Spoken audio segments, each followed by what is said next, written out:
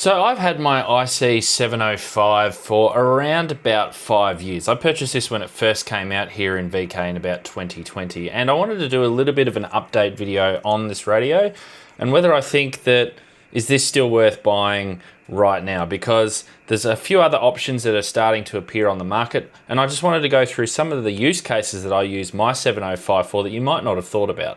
So when I purchased the 705, I had the IC-7300 and I also just purchased the IC-9700. So that gave me the ability to work on HF and also VHF, UHF and 23 centimeters, pretty much entirely all the way up from 160 meters up to 23 centimeters. So why on earth would I go and buy a 705? Well, at the time I had a Yaesu FT817 and that was being used as my transverter radio for some of my microwave operations a little bit higher up in frequency. And I sort of looked at the 705 and saw that you've got the ability to put in to have a waterfall. And I thought that that alone was probably worth upgrading to the 705, because when you operate on microwave frequencies, sometimes because you're so high in frequency, you can see that someone might be off channel, they might be not right on frequency. Also too, the design, small, portable, also included HF, 2 meters and 70 centimeters all in the one package was really, really desirable, and I could use it for portable operating as well. And I've used this as probably one of my main radios to activate parks on the air, POTA operation. A few contacts, 10 watts. It's actually amazing how far you can get just with 5 or 10 watts. Using the inbuilt battery in the back, of course, you only can operate at 5 watts, but if you plug it into a 12 volt, 13.8 volt power source into the side here, then you can get the 10 watts out of the radio. And it's quite amazing how far you can actually get. I operated 10 watts from a beach location and I was getting like into Europe, and that was quite a few years ago now. So the band conditions are even much better now than they were back then. So it's amazing how well it can actually, how far you can actually get.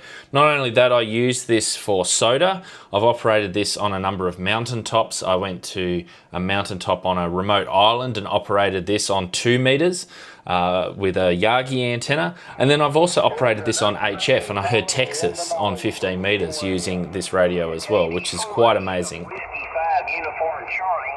Name's Mike India Kilo Echo. We're here in Texas, and I'm picking you up long pass. Can you hear you on short pass, Smitty? By the way, whilst I think about it too, you see here that I'm holding up my 705 and it's in this cage.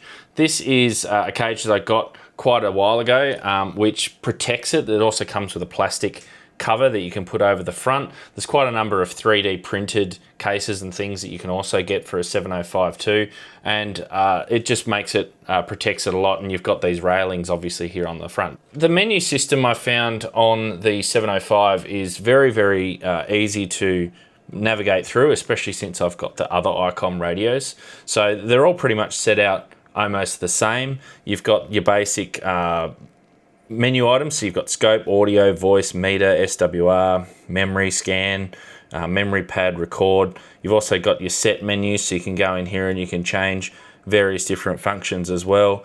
And then you've also got obviously your other presets and memories, and the firmware's being updated all the time as well. So it's very, very easy to navigate around. If I want to change frequency, all I got to do is just tap on the band, and then I've got my preset bands, or I can just put a direct frequency input in as well. So as far as use of operation, it was much easier than using my old FT817, which again, that radio was quite a few years old at the time. So that's primarily one of the main reasons why the 705 was much better as far as operation was concerned, to be able to drive it, I guess. If this is sort of like your first radio and you're sort of looking at something that does everything, then the 705 is really good in that regard, because it's easy to understand, it's easy to operate. Now, there are a couple of things about the 705 that I either had to change or I had to upgrade, you know, or I don't really like. The USB, this is just my preference. It comes with a micro USB by default. And here in the side here, you can plug into your computer so you can operate digital modes. You can interface into the audio in and out of the radio as well. I didn't like the micro USB. They're a small connector. They're very flaky. They're on Raspberry Pis and things like that, and they don't power up the Raspberry Pi properly, and they're just very, very, you know, like breakable. So what I did was I purchased a drop-in board, which I've done a video on actually of upgrading, and it's USB-C now. So I've upgraded this, as you can see, I think, hopefully in the image there, that is now using USB-C. And there's also an amp upgrade as well for keying amplifiers as well. Now, speaking about amplifiers, that's the other thing about the 705 that is a little bit of a problem. So I sold my 7300. That was 100 watts on HF. That was my main PODA radio for being able to operate portable with, because it was fairly small. 705 obviously a lot smaller, but it is limited to 10 watts. So if this is kind of your first radio, you need to keep that in mind. The difference between 10 watts and 100 watts is 10 dB, which doesn't sound like a lot, but it can be the difference between someone copying you and not copying you on the air. So you can get aftermarket amplifiers for this. I think there's a Zygu amplifier that you can get. Radio Oddity have a couple of amplifiers as well, I think, that are quite highly rated. So you can interface those up and then you can get your 100 watts out, especially on HF. So if you're interested in those, then there is a link in the description below to Radio Oddity, and you can get a discount from them if you're looking to buy an amplifier to pair with the 705. Now, the other thing is that it doesn't come with an antenna tuner built into it. So if you do run non-resonant antennas, or you need a tuner for some reason, then you're gonna have to get another external one. And again, some of those options that I spoke about before with the amplifiers, they come with antenna tuners built into them too. I myself don't really run into that problem too often, because I just run resonant antennas either on HF 270, whatever I'm operating on. Let me know in the comments below if you own a 705. What's the sort of the pros and the cons, the best things that you like about this radio, the things that you don't like about the radio. I'd be interested to see what you think. Also, how long you've owned it for. As I said, I've owned this for quite a while now. I've used it for all sorts of different things. The other thing that I just remembered that I've used this for is for finding interference. Because it's so small and portable, I can plug in any antenna into here and I can go walking around whilst I'm still just carrying the radio by hand. I've used it for that. What else have I used it for? I've used it for testing antennas, because it's got the built-in SWR meter, so I can easily test antennas just by plugging it in. I don't really have to go and get my SWR analyzer. I don't have to go and get my SWR meter, because it's all built in here. I've tested all sorts of different things. It's actually quite versatile and amazing, the things that I've actually done with this radio. I thought that I was just going to use it for my microwave stuff, but it's actually does a lot more things. Now, if you'd like to help support my channel, then there is a link below to DX Engineering to pick up an IC-705 or anything really from DX Engineering.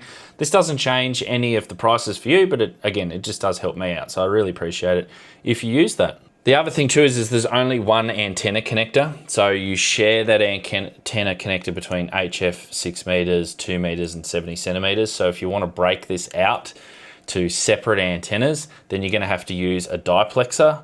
So I've done videos on what diplexers are. If you want to learn more, then have a look on my channel or subscribe for future videos that I'll go into those topics in more detail, I'm sure, in future.